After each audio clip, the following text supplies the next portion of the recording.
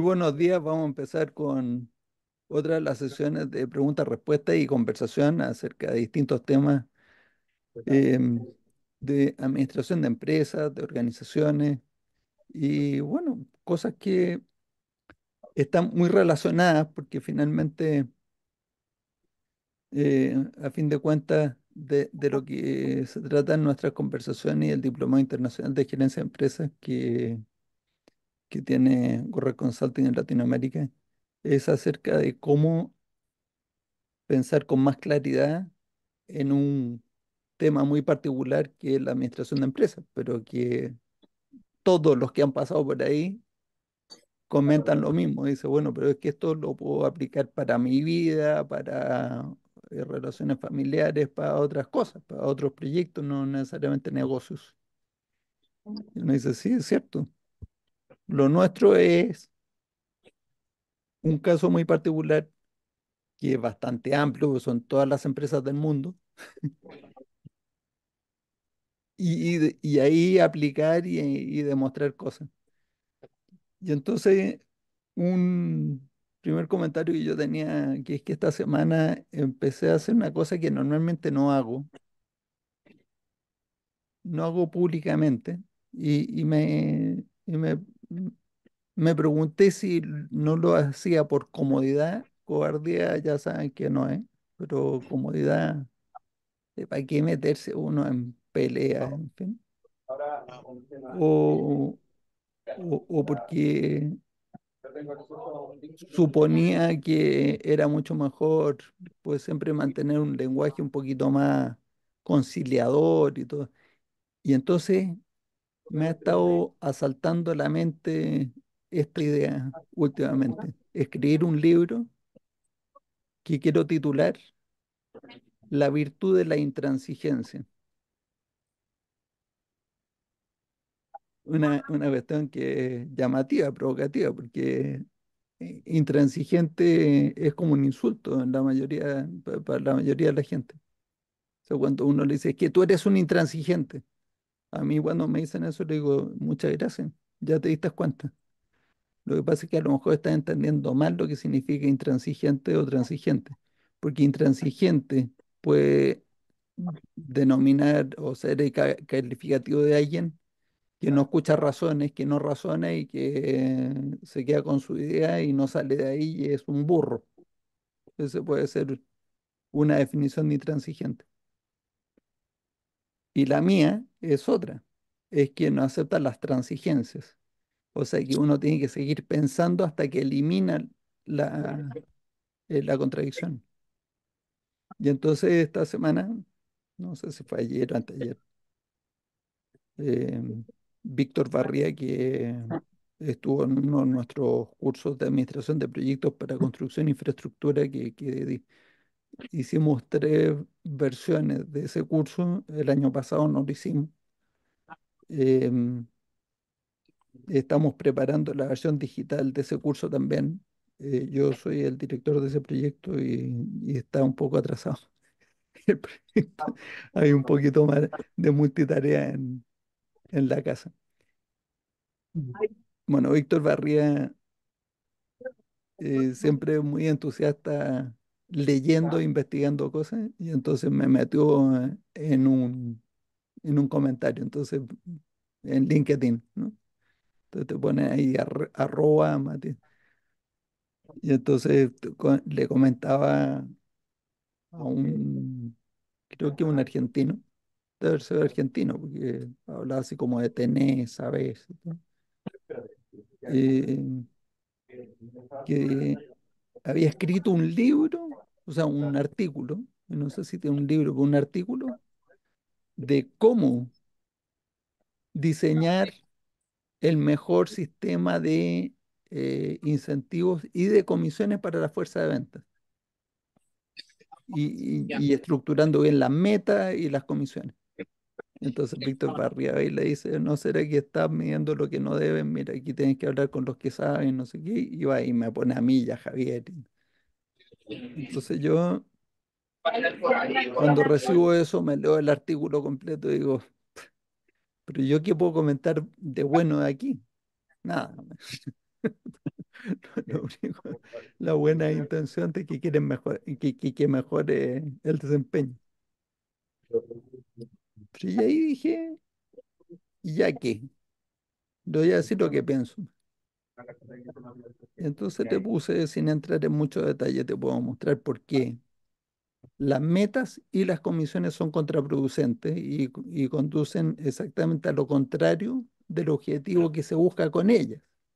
O sea, si uno busca aumentar las ventas y mejorar la generación de dinero para la empresa, con las metas las metas de venta y las comisiones, uno logra lo contrario de eso, sin entrar en el detalle de por qué.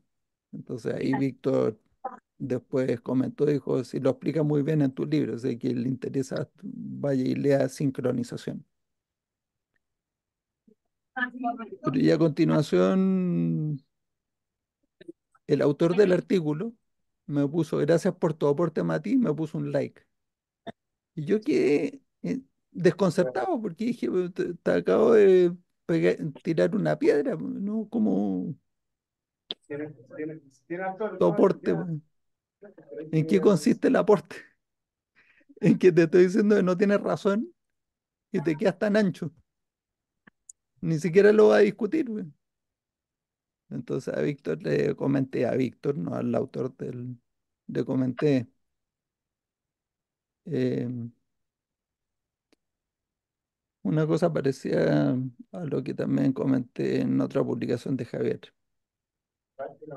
Estamos en una batalla cultural. Es que está de moda esto de la batalla cultural, ¿no? Está de moda. El presidente de, de Daniel, de Sebastián, que están aquí, de Bruno,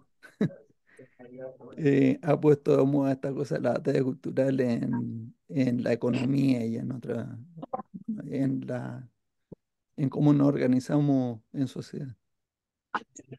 Y la administración de empresas es una parte muy importante de eso. Entonces, una cosa es esa batalla cultural donde dicen lo que importa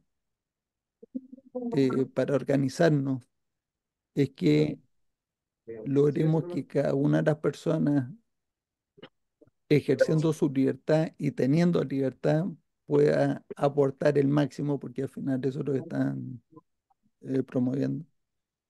Pero para eso eh, no necesitamos un Estado que esté regulando, ¿no? Esa es la tesis.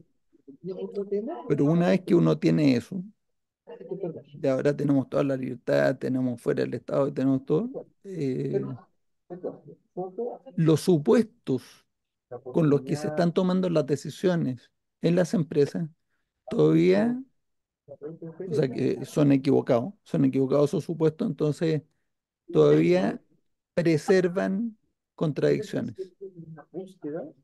Y las contradicciones son siempre destructivas. Una contradicción es siempre destructiva porque no es posible que uno pueda vivir con la contradicción y que no esté sufriendo de algún efecto negativo constantemente. Y la contradicción siempre es entre dos cosas. Si hago mucha de una, tengo un efecto indeseable. Si hago mucha de la otra, tengo otro efecto indeseable. Por eso es que mientras uno esté con la contradicción viva, va a tener uno o los dos simultáneamente, en menor grado, pero los efectos indeseables siempre, los efectos indeseables son hechos negativos que le hacen daño a alguien de alguna manera. Y siempre tienen ramificaciones, es como un cáncer y puede producir metástasis la cosa. Y contamina todo, es terrible. Entonces, lo que yo decía ahí es que, claro, desarmonía, como dice Leonardo. Eso de desarmonía, para eso no existe la palabra tuvimos siempre la discusión en Gorrotz, si es que la palabra desarmonía en español decía algo. Entonces Javier usa discordia. ¿Está bien? Algo de desarmonía, ¿a quién le importa? Como dijo Mark Twain, que falta de imaginación, que siempre hay que escribir las palabras igual. Es O el que objetivo uno que se no puede entienda. inventar otros términos. ¿Ah? El objetivo que se entienda. Sí. Sí, por supuesto. Yo creo que se entiende perfectamente bien lo que es desarmonía. Esa palabra no existe. Ahora existe. Mira, desarmonía. Ahí está. Existe. Bueno, entonces, toda la razón. Toda la razón. Genera desarmonía. Pero desarmonía es casi un eufemismo porque es la contracara de algo mucho peor, que es la erosión de la confianza, de la convivencia, de, eh, El miedo. y crea mucho cinismo. Cuando te dicen, sí, claro, sí, lo que habría que hacer es de todas maneras preocuparse de los empleados, por supuesto, siempre y cuando el negocio lo permita. Y dice, ok, o sea, no se está entendiendo esto, ¿no es cierto?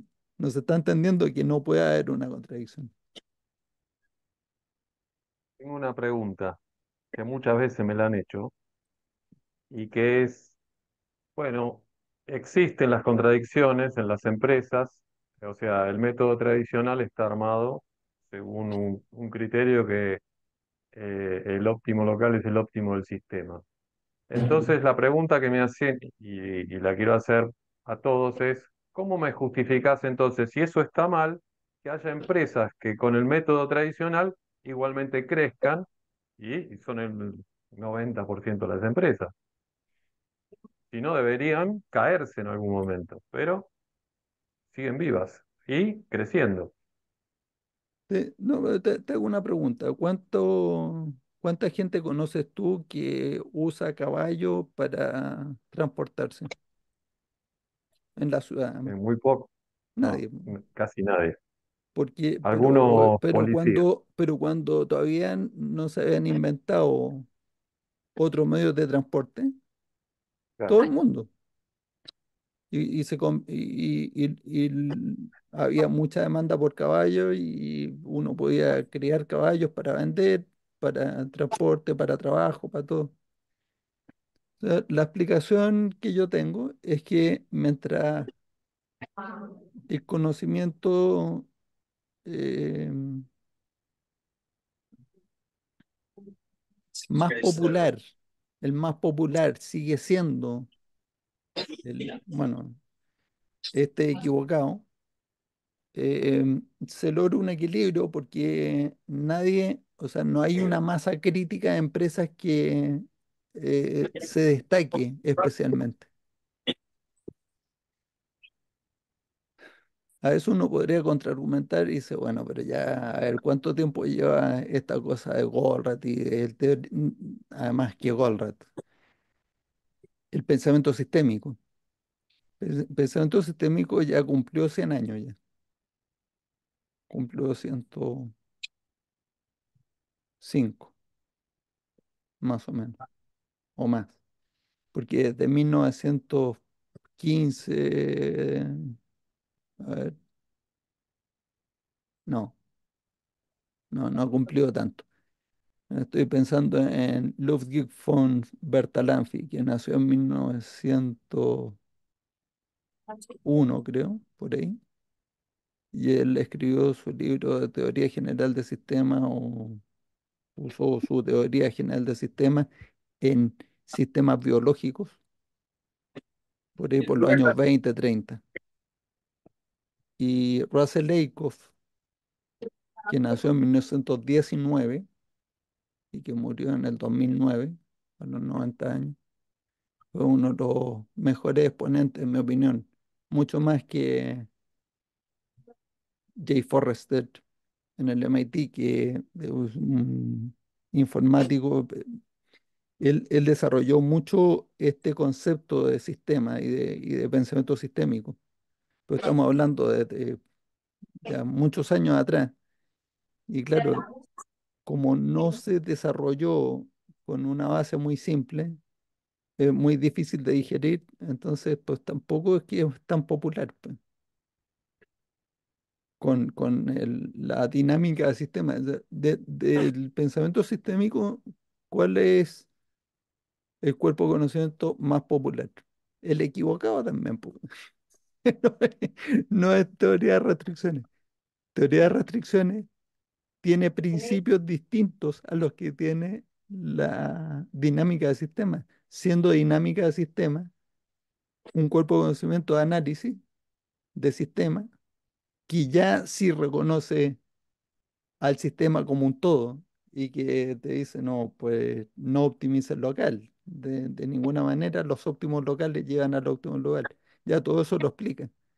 Russell Lakoff también participó en eso en los años 40 por ahí, siendo arquitecto, pero él contribuyó y otros matemáticos más que en este momento se me fueron los nombres, uno de Europa del Este, otro que era ruso y el otro que era, parece que francés por ahí, que desarrollaron la programación matemática, la lineal, la no lineal. eh, Ahí están las condiciones para la programación no lineal, las condiciones de Kuhn-Tucker, que creo que tiene, después le dieron crédito a otro más que no me acuerdo nunca si es Ramesh o algo así, Kuhn-Tucker. Todo eso es conocimiento sistémico, pero no es el más popular para tomar decisiones. ¿Cuál es el más popular para tomar decisiones? La contabilidad de costos. Y la contabilidad de costos está apuntando directamente a optimizar los silos, optimizar localmente. Entonces, todo mi punto aquí es que la academia, muy pocas universidades se han tomado en serio el pensamiento sistémico. Y yo no conozco ninguna que se lo haya tomado tan en serio como para decir, esto es lo que vamos a enseñar para administración de empresas y contabilidad de costo y todo eso. Se lo enseñaremos a algunos alumnos. O sea, en historia de la administración, en un optativo para que sepan las burradas que se habían hecho en el siglo XX y parte del siglo XXI, pero a lo mejor hay que enseñárselo a los contadores para que puedan cumplir la ley con los IFRS mientras no se modifiquen los IFRS, ¿no? Pero la academia sigue en su gran mayoría con los programas de estudio, de entrenamiento de los que van a ser futuros gerentes, pues enseñando todas estas cosas te hacen leer la meta, pero es como una curiosidad, es como que dice, mira, estudien a estos terraplanistas. Leonardo, adelante. Sí, quiero ahí mencionar dos puntos. Uno, he tenido la suerte en estos días, en estas semanas, de poder conversar con estudiantes en práctica de ingeniería industrial. Y le he preguntado a ellos, oye, ¿te han pasado enfoque sistémico, cosas así? Y lo que me dicen que es súper, es como muy a la ligera, ¿no? Le dicen, mira, este es el enfoque sistémico, mira, está, entre ellos está Goldratt y hablan sobre el cuello de botella. Es como una hora, una hora y media a eso, con tres slides y ya, ese es el enfoque sistémico. Entonces hay una, muy mala la educación de pregrado que tenemos, sobre todo acá en Chile, no sé si en Latam, que las cosas las pasan por encima y es puro conocimiento, no es práctica y no profundizan mucho. Eso por un lado. Y por otro, siguiendo con lo que decía Daniel, eh, lo que voy a poner sobre la mesa es algo para desarrollar a lo mejor en otro webinar, pero hoy día una de las empresas que todos conocemos y que promulga un sistema que es el TPS, que es Toyota, no sé si ustedes vieron en algunas semanas atrás los problemas que estaba teniendo no Toyota, sino que la filial, una de las filiales que es Daihatsu, que en donde encontraron una gran cantidad de autos con aprobaciones de seguridad que no deberían haber sido aprobadas. Entonces uno me puse como a analizar y decir, oye, ¿por qué esto ocurre? ¿O por qué podría ocurrir? y llego a la conclusión de algunos principios de teoría de restricciones, que finalmente es el óptimo local sobre el global. Yo me preguntaba qué pasaba o qué hubiese pasado por las personas que en ese proceso que autorizaron estos autos, ¿cuál fue la meta que le pusieron ahí? ¿Fue la meta del flujo o fue la meta para cumplir el despacho sin O qué hubiera cumplir con los... pasado si hubieran rechazado. Exacto. ¿Qué hubiese pasado? ¿Qué hubiesen rechazado? No, Entonces, detienen la línea. exacto. Entonces yo digo ahí que las personas son buenas, pero finalmente los incentivos lo hacen generar conductas que a lo mejor van en contra del sistema. ¿Sí? Lo pongo en la mesa porque finalmente No, de acuerdo, de ahí acuerdo. hay un punto importante para analizar. Oye, Daniel Pues, estaba comentando hace pues, un rato algo va a sí, ser en de realidad Halo. quería comentarles que mi respuesta es mucho más futbolera cuando me preguntan exactamente eso, porque hay un comentario de Maradona cuando termina su carrera y dice, ¿qué jugador hubiera sido si no me hubiera drogado? Entonces, llevándolo a la práctica, ¿qué hubiera pasado con esas empresas que tienen un producto o un servicio que es tan demandado que amortigua todas estas ineficiencias dadas por los supuestos equivocados? Esa sería la respuesta. Y con lo que está diciendo Leonardo, en realidad me parece que un poco tiene que ver con eso. Fíjense que Toyota sigue usando la contabilidad de costos y le sigue yendo bien, pero es como que en algún punto eh, lo que decía Ono es que tenía que sacar los contadores de la línea de producción porque si no le paraban todas las mejoras. Ujú. Es muy interesante ahí donde están los conflictos. Sí, Y eso contaba en el libro de sí. Profitability Without Boundaries que escribió Reza Piraste en colaboración con Robert Fox. Creo que Robert Fox. Sí. Y además ahí tenemos otro problema que decía, que hay veces que a los contadores los podés convencer para que no se metan. El problema son los gerentes y los mandos medios que están muy influenciadas por el tema del óptimo local y que es casi muy difícil cambiarle los indicadores. Y ahí está digamos, la lucha cultural. ¿Qué, antes de que estábamos conversando, comentaste algo que habías visto una entrevista Sí, a Elon Musk o algo. exacto. Vi una pequeña entrevista de Elon Musk en el que él, cuando hace referencia a eh, el pensamiento, digamos, de los físicos para la toma de decisiones, para no caer en verdades, no me acuerdo qué palabra usó, pero una cosa así como verdades que no son o que son virtuales, que a uno le parece que son verdades que ya están Hipótesis no absolutamente, válida, le decimos en TOC. bueno, hipótesis no validadas y que uno se sigue manejando con eso y que él usa el pensamiento, digamos, de causa-efecto, condiciones necesarias y suficientes que son en la física para analizar cada uno de los supuestos que están para la toma de decisión. Y bueno, eso es un poco en línea con Eli Goldratt. Sí, yo vi eso parece que fue un post que hizo Aureo Vilagra, que es el director de Goldratt en Brasil,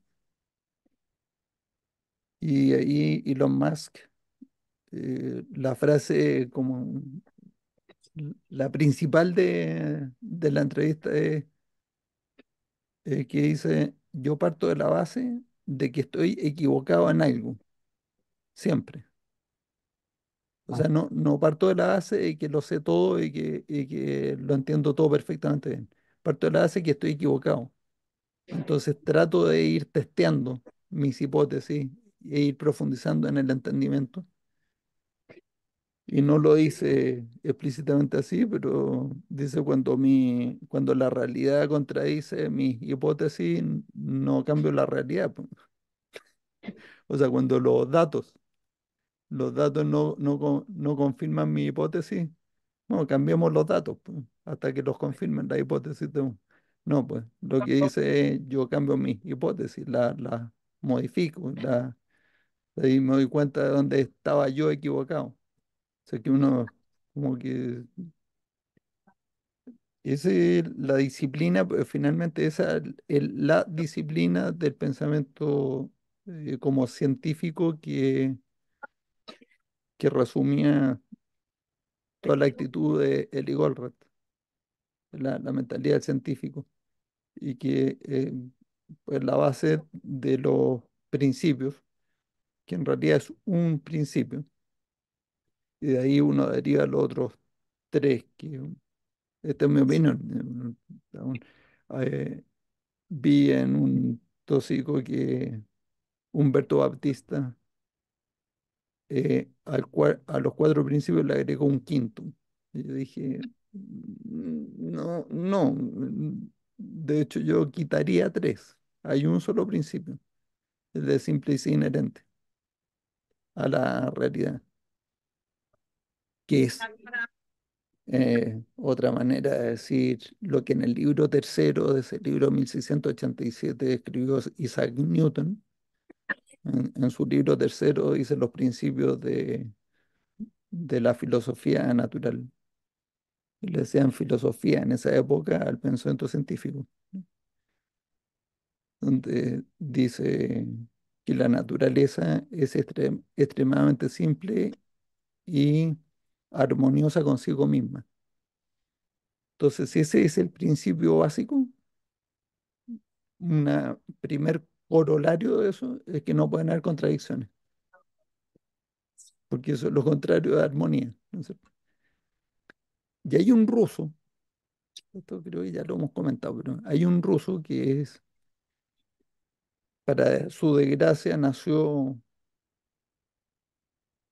para vivir en la época de Stalin. Entonces, a la gente que pensaba mucho, lo mandaban a locura y a él no le ahorraron esas vacaciones, se las mandaron, lo mandaron a locura. Se llama Heinrich Altschuler, que es el creador de TRIZ, TRIZ. TRIZ son las siglas en ruso de Teoría Inventiva de Resolución de Problemas.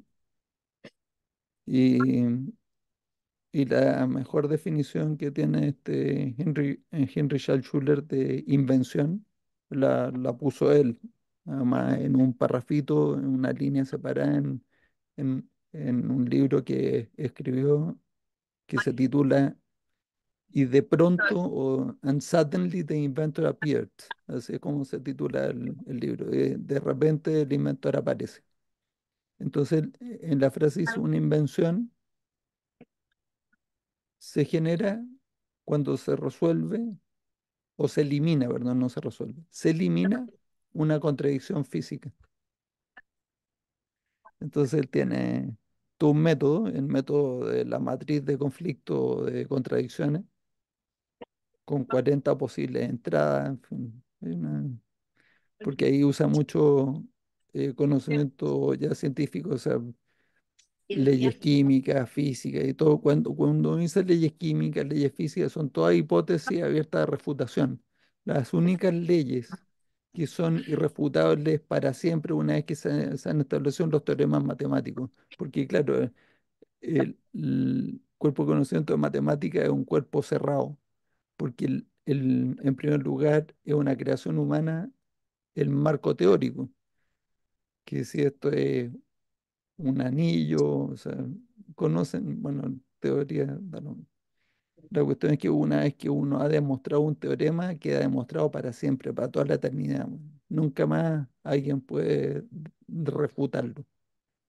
Pero ese es el único campo de conocimiento donde ocurre eso. En el resto de los campos de conocimiento, eh, todas las teorías son hipótesis abiertas a refutación. Y si no están abiertas a refutación, no son realmente científicas. Y ahí estoy tomando la posición Karl Popper, porque hay otro contrario a Karl Popper, pero lo que pasa es que yo digo eso es bastante contradictorio de los contradictores de Karl Popper. Cuando uno no tiene ese concepto de una teoría realmente científica, cuando está abierta a refutación, eh, eso ya es una teoría. Y entonces si uno dice lo contrario, obviamente no puede estar abierta a refutación. Pero entonces cualquier cosa es válida como teoría científica. Y mira dónde nos ha llevado a esa posición, a negar la realidad, a decir burrada y que a uno lo lleven preso por decir eso está mal. ¿Cómo puedes? No, no sé, es impresionante. Entonces yo sí, soy más popperiano, porque creo que es la única posición eh, pues que me permite a mí caminar. Pues la otra es pura niebla, es ambigüedad, no se puede caminar así, pues, no se puede andar. Entonces, fíjate, toda la convergencia, Elon Musk no lo ha hecho mal, digo yo, ¿no? Eh, dice, lo que hace falta es más, pues pensar, o él dice, yo lo que hago es uso la manera de pensamiento o la manera de pensar que tienen los científicos en física, que es lo mismo que dijo Ari Gorrat. Yo no sé si lo conoce a Gorrat y lo está copiando o hay convergencia, ¿no? Yo creo que debería de conocer, porque hasta yo le he escrito a Elon acerca de cómo, de por qué yo estoy de acuerdo con él cuando dijo que él se había equivocado en sobreautomatizar las líneas de montaje. Pues mientras más automatizada está la línea de montaje, menos Genial.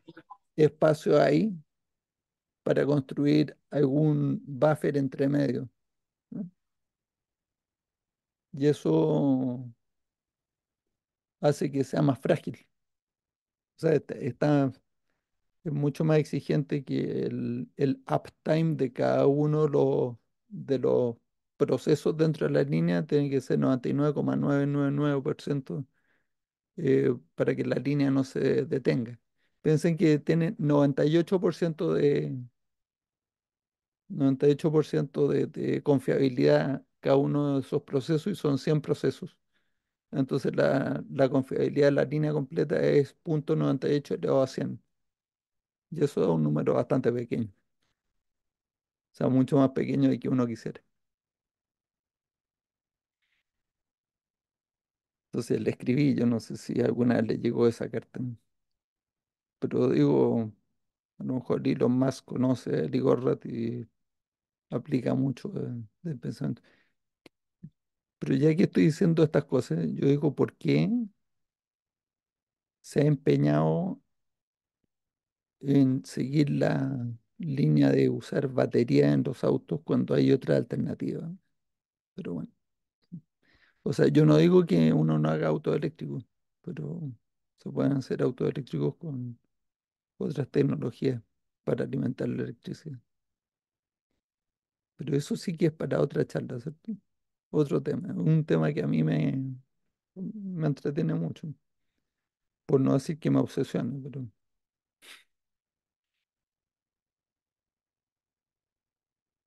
los dejé muy callados, ya hoy día no participan tanto. Eh, Pensativo. sí, entonces la conclusión de todo esto es que yo creo que efectivamente hay que dar la batalla cultural porque no veo ningún incentivo, ni uno, para que la academia haga una transformación, porque no los tienen, no tienen los incentivos. Lo que está pasando es otra cosa, está pasando que mucha gente está optando por no matricularse en ninguna universidad. Eso yo no voy a sacar ningún título, nada. Lo que yo voy a hacer es aprender cosas que me interesen. Y entonces van y toman cursos en edX o en Coursera o en Udemy o en Simplif o en Learn no sé cuánto. Hay, o sea, estoy diciendo así de memoria algunas de las plataformas de e-learning que yo conozco. Coursera, edX, son plataformas donde están los grandes nombres. Está en Harvard, está el MIT, está Stanford, está. Pero luego hay otro un montón de lugares de autoaprendizaje y que por unos pocos dólares, incluso algunos cursos gratis, uno aprende lo que quiere aprender. ¿No? Que quiero aprender de inteligencia artificial, listo, ahí va. Yo me tomé un cursito en Udemy y le dediqué un par de horas o 3 horas y estoy aprendiendo de algoritmos de Machine Learning, practico un poquito con Python. Entonces ahora ya no me cuentan cuentos chinos de qué es Machine Learning, ya sé qué es. Es una técnica más avanzada de estadística, man. O sea, no, no, es que tú lo estás simplificando. Es que eso es. Es así de simple. O sea, la inteligencia artificial, pues, hay varias vertientes. La inteligencia artificial que hace posible un chat GPT que te contesta cosas súper coherentes, no es machine learning, es otra cosa. Son redes neuronales y otro tipo de tecnologías que están ahí. Pero con esa uno no va a lograr resolver cosas que ha tratado de resolver con machine learning. O sea,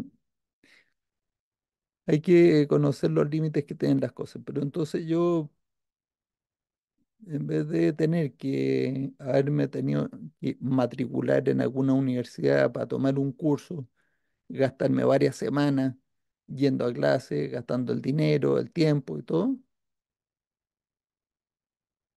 a mi ritmo. Incluso no sé si fue gratis o pagué $10 por el curso.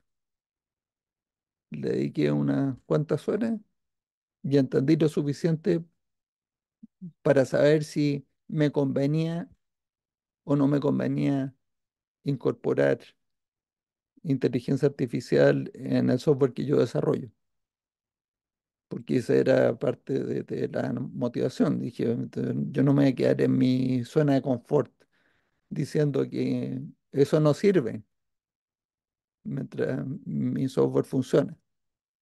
No.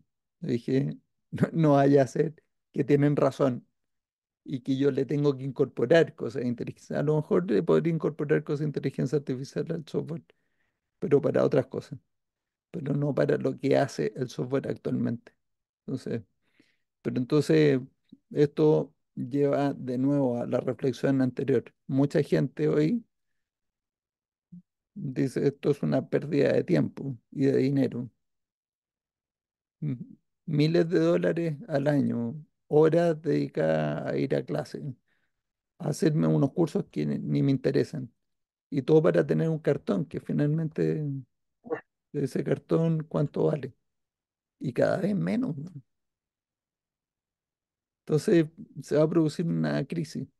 Yo no creo que yo viva para verla, pero se va a producir una crisis.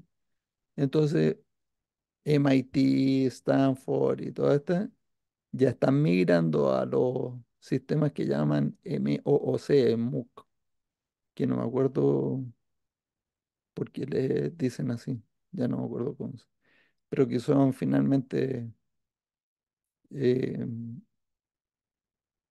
mecanismos, tecnologías que te permiten muchísima más flexibilidad en un currículum si uno quiere recibir una educación con los mejores profesores del mundo en los distintos temas y demás.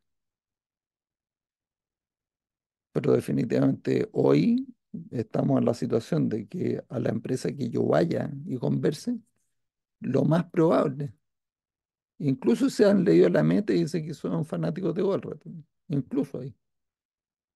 Uno se encuentra con gente que tiene metido ahí un chip donde tiene que maximizar la utilización de las máquinas, del tiempo de las personas que trabajan ahí, los empleados. pensando que máxima utilización es máxima productividad. Cuando tú lo piensas un poquito y dices, vamos a ver, ¿eso es verdad solo si todavía no tengo, o sea, todavía tengo demanda insatisfecha? Pero si no me puedo inventar otra orden de venta, producir más horas, lo único que va a hacer es gastar energía en, en nada, porque no voy a poder vender el producto de ese trabajo. Dice, no, pero es que eventualmente lo va a poder vender. Dice, ¿cuándo? El próximo mes, pero el próximo mes no voy a tener la misma capacidad que tengo hoy. Sí. O sea que tú le estás apostando a que eventualmente lleguemos a aumentar las ventas al punto de que la demanda ahora ya excede a la capacidad interna. Claro, eventualmente podría pasar eso. Incluso en ese caso, solo uno de tus recursos dentro de la cadena que va a estar copado y el resto no. Y aún así, no te recomiendo que llegue a ese punto nunca, porque ese es el punto de donde empieza el declive. Porque cuando empieza a desatender demanda, empieza a perder reputación. Ahora, esta última frase no está escrita en piedra, porque estoy pensando, por ejemplo, en ese restaurante que no sé si sigue siendo tan famoso en Barcelona, se llama el Bulli, que la última vez que pregunté, eh, había que tomar una reserva con día y hora, 2 años de anticipación. Esa, esa cuestión me recordó el chiste que se echaba Ronald Reagan de los soviéticos, ese que el tipo que había logrado poder inscribirse para que finalmente pudiera comprar un automóvil. Y dice, ¿Cuándo quiere que se lo entreguemos? Pues es como en 10 años, a partir de hoy en 10 años. Y entonces le dice el cliente, no, y tienen que pagar por anticipado. Ok, le dice el cliente, en 10 años es entonces hoy, no sé, o sea, 29, 28 de febrero, en 10 años más. Sí, ¿en la mañana o en la tarde? Dice, pero ¿cómo? ¿Qué diferencia puede hacer? Es que en la mañana viene el plomero. Entonces, claro, esos son un poquito de extremos en cuello de botella. Pero ya sabemos que no nos conviene que tengamos cuello de botella, excepto que sea absolutamente natural, porque lo que uno produce es extractivo y entonces tiene mercado natural para todo lo que extrae, por ejemplo, en la minería. Entonces uno pues tiene ahí los contratos a precio de mercado en bolsa y lo único que hace es producir y extraer, reproducir, extraer. Y aún así puede tener hasta algunas diferenciaciones en productos. Pero en la gran mayoría de las actividades no conviene eso. Entonces, si no conviene y conviene que la demanda sea la que está limitando la generación de throughput, pues entonces el óptimo local siempre, siempre, siempre está destruyendo valor. Y es una gran contradicción. Una gran contradicción con lo que uno piensa. Al punto de que el año pasado tuve esta conversación con el gerente de operaciones de una embotelladora en Bolivia, creo. Y yo le dije, ¿y usted por qué quiere ahorrar setups? Entonces paró un par de segundos, se rió y me dijo, ah, tú eres de esos. Digo, yo, ¿de quién? De esos que dicen que los setups no tienen costo. Exacto. Listo, esta conversación se acabó. Oye, muchísimas gracias por tu tiempo. Ahora tengo que atender otras cosas. Adiós. Y cortó. Ok. Interesante, ¿no? Bueno, espero que el próximo jueves los pille más dicharacheros. Me extraña, Jorge, que no hayas querido decir nada hoy, pero se nos acabó el tiempo y Sebastián parece que va a cerrar. ¿Cómo? Ah, era para decir adiós nomás. Ya, Claro, para saludar. ok. Bueno, eh, pues nos veremos el próximo jueves, si Dios quiere, y les deseo excelente semana a todos. Hoy día me mandé un Chao, rant. gracias. Gracias. Gracias. También. Adiós. Chao. Chao, chao a todos.